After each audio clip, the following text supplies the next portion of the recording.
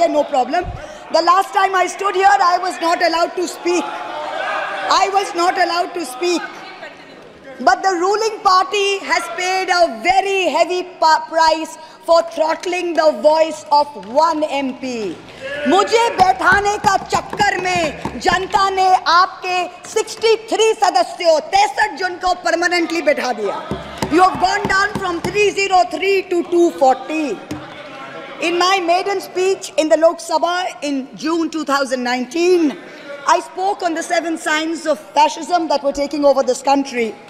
5 years to the date, on June 27, 2024, this House saw the unprecedented scene of the marshals welcoming the President of India, the Honorable President, with a Sengol in their hand.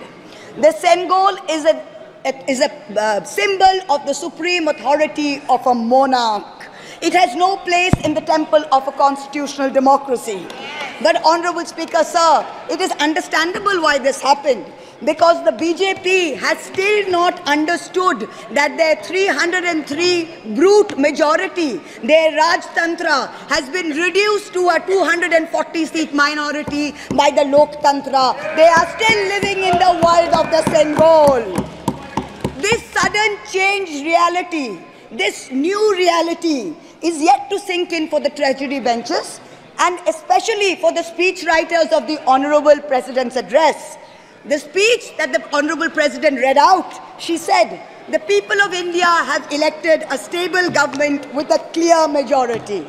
Please do not embarrass the office of the President by using poorly edited cut and paste versions of old speeches.